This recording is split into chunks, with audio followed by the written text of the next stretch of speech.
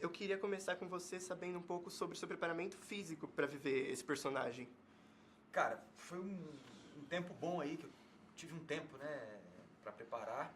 Antes do filme começar a acontecer, eu já estava fazendo boxe, né? Então eu fiz quase um ano de boxe, treinando quase todo dia.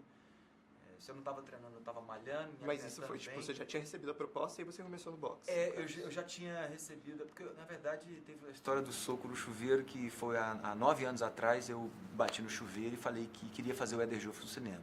Cheguei a ligar para ele, mas aí ele falou: ô meu, já tem um cara fazendo negócio de boxe aí e tal, e aquilo me frustrou um pouco, desliguei o telefone e desisti disso. E venho desenvolvendo Krav Maga tem muitos anos, que eu pratico Krav Maga, e um dia meu professor de Krav Maga me manda uma mensagem: Daniel de Oliveira cotado para fazer Éder Joffre no cinema. Que coisa. No outro dia eu entrei no boxe. Perguntei ao pessoal do Krav Maga, eles falaram do Cesário Figueiredo, que trouxe para o filme e que entrou não só como lutador, mas também como cara responsável por organizar os outros lutadores das lutas, né? Então, um cara muito importante neste filme, né? E para minha vida também, que me treinou. Eu comecei a fazer o boxe enquanto o filme ainda não estava rolando e tudo, e eu fazendo por minha conta. E de repente o filme começou a acontecer, eu intensifiquei o boxe, né? Porque eu sabia, eu previ que eu ia precisar do meu físico diferente, eu previ que eu ia precisar de mais resistência física mesmo para aguentar socos. E desse gás que é o boxe, né?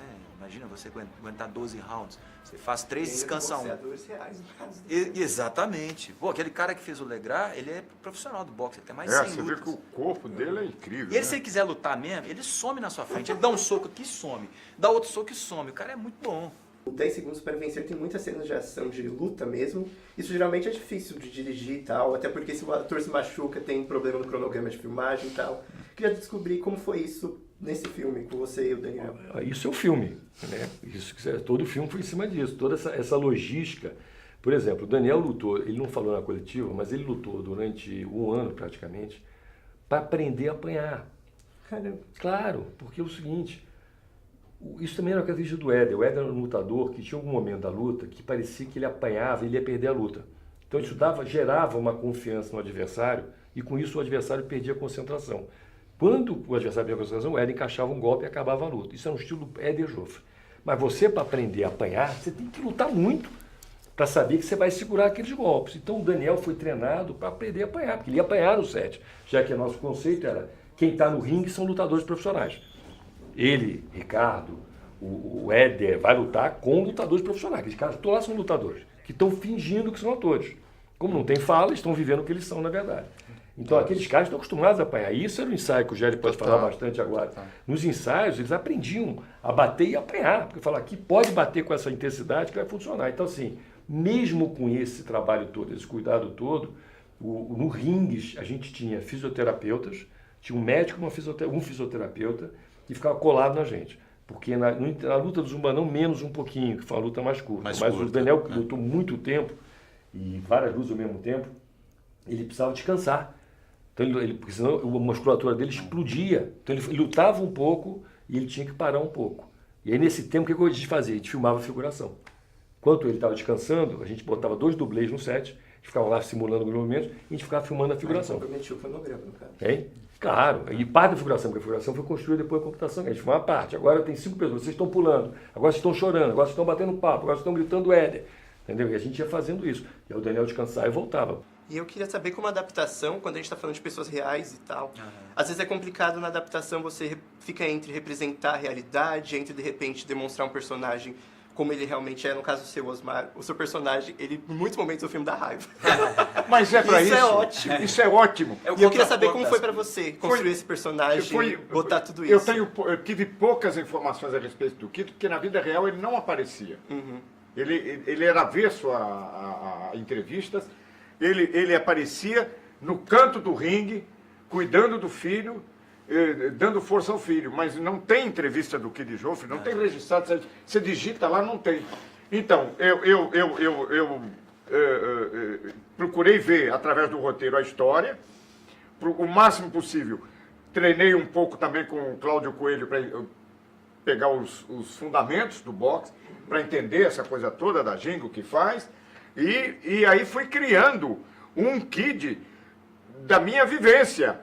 Ele do Parque Peruche, eu da Moca, da Vila Clementino, eu descendente de espanhóis, misturado com italiano, ele é argentino, com a convivência aqui, que ele veio para cuidar da academia do irmão que faleceu, casou com a Angelina, que é coisa zumbano, italiano, tudo misturado.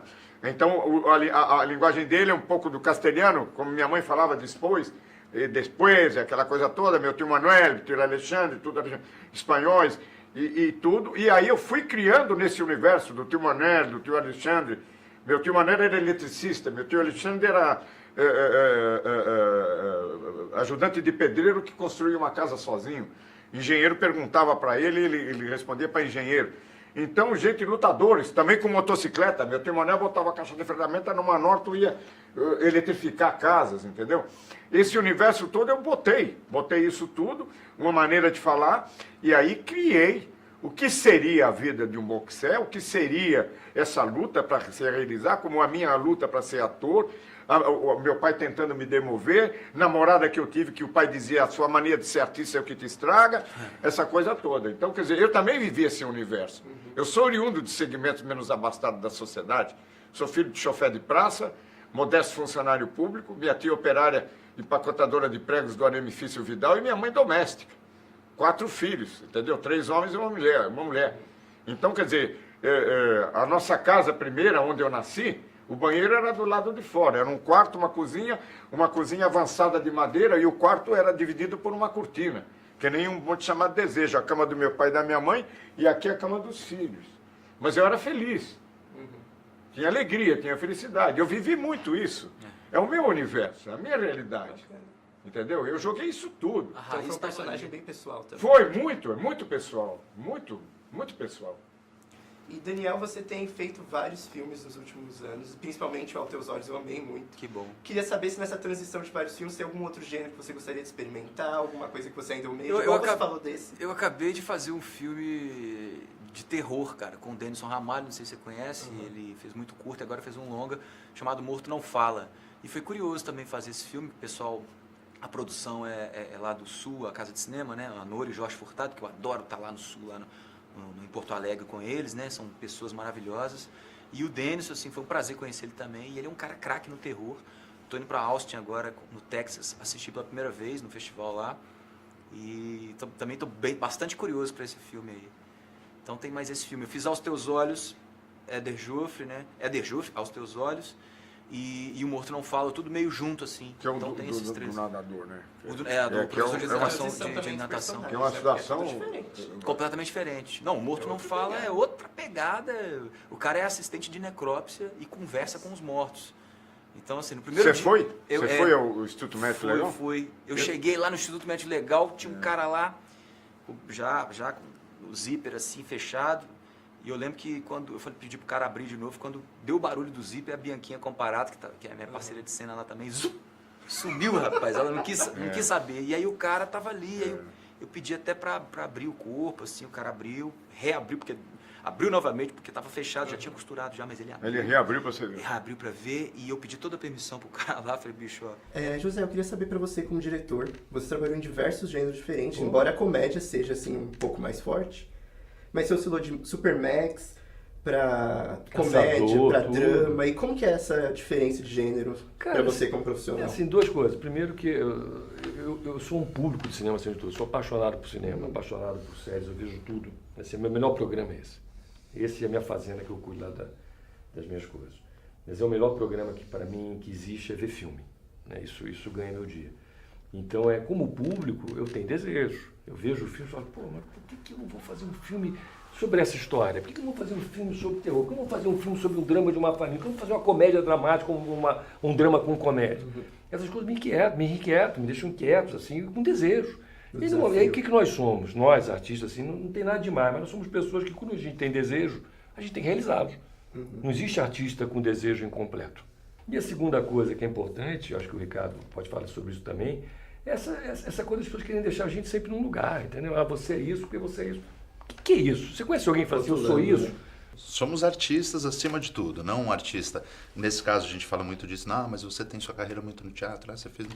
Cara, acima de tudo eu sou um ator, e um ator tem que transitar, e é interessante que se transite, e é o que ele falou, isso pulsa dentro da gente, a gente tem necessidades, tem desejos, tem anseios, e a gente tem o privilégio de correr atrás desses anseios e poder transformar ele na nossa arte, no que a gente faz. E questionar o público, tem que pensar isso também. Quando você muda o teu estilo, você de alguma maneira está indo de encontro ao seu público. Isso é corajoso pra burro, porque o público não gosta. Às vezes o público fala assim, pô, quando eu já vi quantas vezes isso, por que você parou os normais? Por que você parou de dirigir? Eu falei, parei porque eu não tinha mais saco, porque aquilo era um ciclo, que foi maravilhoso, mas era um ciclo. Depois daí acabou. Mas as pessoas ficam te cobrando uma coisa que você já não quer mais ser. Então, assim, é importante também essas viradas que a gente dá, porque isso demonstra uma coragem, demonstra uma chance de correr o risco e que a vida de um artista é essa. Se vai fracassar durante o tempo, tudo bem. No final da tua trajetória, eu falei, eu fracassei, mas eu vivi o que eu quis.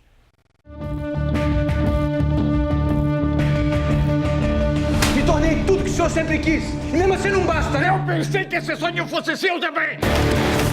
Quem é que tá errado nessa história, Silvio? Todos nós estamos. Se o Éder não fosse teu filho, talvez ele nunca quisesse subir no ringue.